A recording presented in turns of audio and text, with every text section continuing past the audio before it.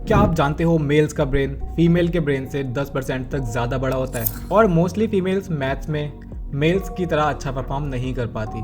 कुछ लोग मरने के बाद कैसे दोबारा जिंदा हो जाते हैं। आपको होने वाली डेंटल प्रॉब्लम आपके अंदर बड़ी सेक्सुअल प्रॉब्लम्स क्रिएट करती है। जब आपको कोई याद करता है तो आपको हिचकी आती है, राइट? ऐसा क्यों होता है? इसी तरह के काफ़ी सारे इंटरेस्टिंग फैक्ट्स लेकर आए हैं हम आज के इस एपिसोड में। आप देख रहे हैं ब्रिंग मी फैक्ट सीरीज का 18th episode the psychology classes पर। Fact number 8। सुबह जब हम सोकर उठते हैं तो हमारी बॉडी में काफ़ी सारे नोटिसेबल चेंजेस दिखाई देते हैं, पर कुछ ऐसा भी है जो शायद आपको नहीं पता होगा। सुबह सोकर उठने के जस्ट बाद हमारी हाइट हमारी एक्चुअल हाइट से स्लाइटली ज़्यादा होती है। ऐसा होने के पीछे का रीज़न है हमारी स्पाइन और ये ग्रेविटी। हम दिन भर बैठे रहते हैं या फिर खड़े रहते हैं, इसलिए जब हम लेट जाते हैं, रेस्टिंग मोड में चले जाते हैं, सो जाते हैं, तो हमारी स्पाइन भी डीकम्प्रेस होने लगती है। चलते हुए, बैठे हुए या फिर खड़े रहकर जो स्पाइन कंप्रेस हो गई थी वो सोते वक्त रेस्टिंग मोड में ग्रेविटी की वजह से डीकम्प्रेस हो जाती है, जिस वजह से सुबह हम हमारी एक्चुअल हाइट से कुछ ज़्यादा इंचेस हो जाते हैं। वैसे आपकी हाइट कितनी है? कमेंट कर देना। देखते हैं फैक्ट नंबर 7। एल्बो पर ये जो एक्स्ट्रा स्किन है इसे साइंटिफिकली ऑलिक्रेनल स्किन या जनरली वीनस कहा जाता है। ये हमारी बॉडी का एक ऐसा हिस्सा है जहाँ पर कंपैरेटिवली काफ़ी कम सेंसरी न्यूरॉन्स होते हैं और इस वजह से इस स्किन को कितना भी पिंच किया जाए, खींचा जाए, स्क्वीज किया जाए, कोई ख़ास पेन हमें नहीं होता। चाहे तो आप ट्राई भी कर सकते हैं। इसलिए कुछ लोग इसे एक नेचुरल स्ट्रेस बॉल के जैसे भी ट्रीट करते हैं। Fact number 6।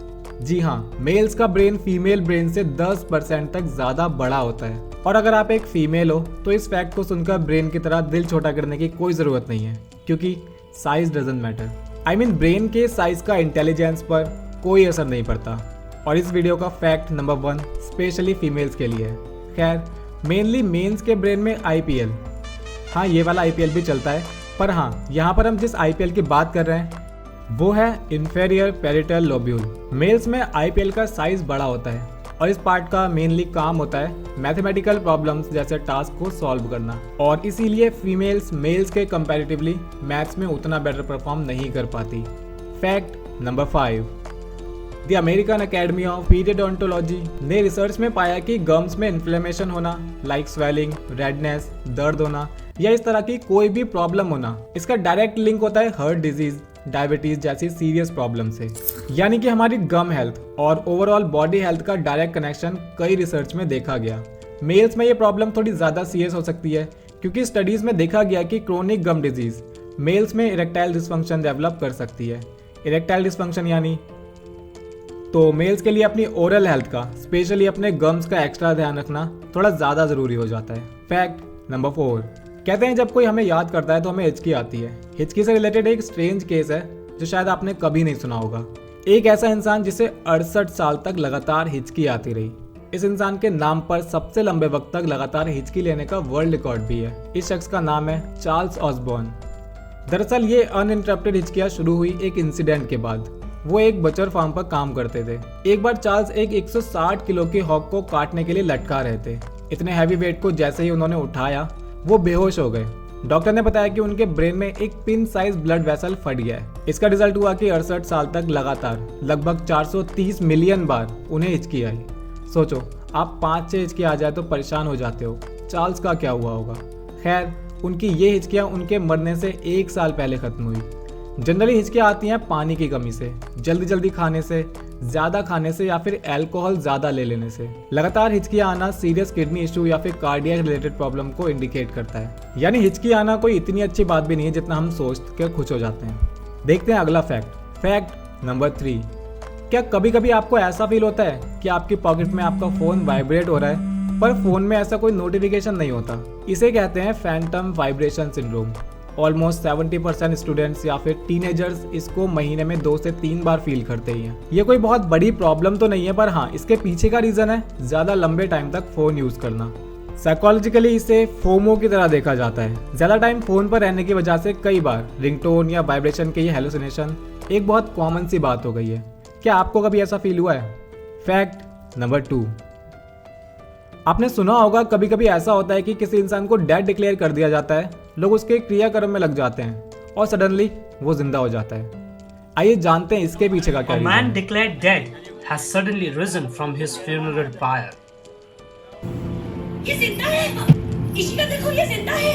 एक इंसान को डेड डिक्लेयर किया जाता है जब उसका दिल धड़कना बंद हो जाता है और माना यह जाता है कि दिल धड़कना बंद करने के कुछ मिनट बाद हमारी ब्रेन सेल्स भी डेड हो जाते हैं और इंसान का जीवन समाप्त हो जाता है। पर पल्मोनोलॉजिस्ट और critical care expert Sam Parnia के रिसर्च के अकॉर्डिंग ये पूरा सच नहीं है। एक इंसान का दिल धड़कना बंद होने के बाद भी उसके पास कुछ घंटे होते हैं जिसमें उसके ब्रेन सेल्स एक्टिव रहते हैं। दिल धड़कना बंद होने के बाद हमारे ब्रेन सेल्स और ऑर्गन्स इस सेकेंडरी डेथ प्रोसेस से गुजरते हैं और यही रीजन है कि कई बार कुछ इंसानों को डेड डिक्लेयर करने के कुछ टाइम बाद ही वो जिंदा हो जाते हैं। और जो इंसान ये फील करके वापस आया हो तो नो डाउट वो कह सकता है कि मौत को छू के टक से वापस।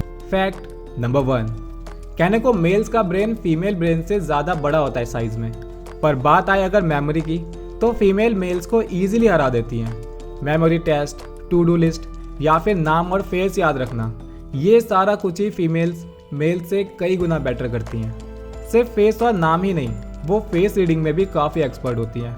वो फेशियल एक्सप्रेशन से इमोशनल क्यूज मेल से ज़्यादा एक्यूरेटली पता लगाती हैं और शायद यही रीज़न है कि फीमेल्स मेल से ज़्यादा काइंड और एम्पैथेटिक होती हैं। और माना जाता है कि लड़कियां ज़्यादा बोलती हैं, लेकिन ये सच नहीं है। फीमेल्स मेल से ज़्यादा बेटर लिसनर भी होती हैं। The Indiana university school of medicine की रिसर्च में fMRI मशीन से पार्टिसिपेंट की ब्रेन एक्टिविटी को ऑब्जर्व किया गया। जब मेल पार्टिसिपेंट किसी की बात सुन रहे थे तब उनके ब्रेन का लेफ्ट साइड एक्टिवेट था, जो शो करता है लिसनिंग और स्पीच को। लेकिन जब वुमेन का fMRI चेक किया गया तो ब्रेन का लेफ्ट और राइट साइड दोनों एक्टिवेट थे, जो इंडिकेट करता है लिसनिंग, स्पीच, क्रिएटिविटी और एक्सप्रेशंस को। और ये प्रूव करता है कि फीमेल्स मेल से बेटर लिसनर होती हैं और शायद यही एक रीज़न है कि मल्टीटास्किंग में भी फीमेल्स ही बेटर होती हैं।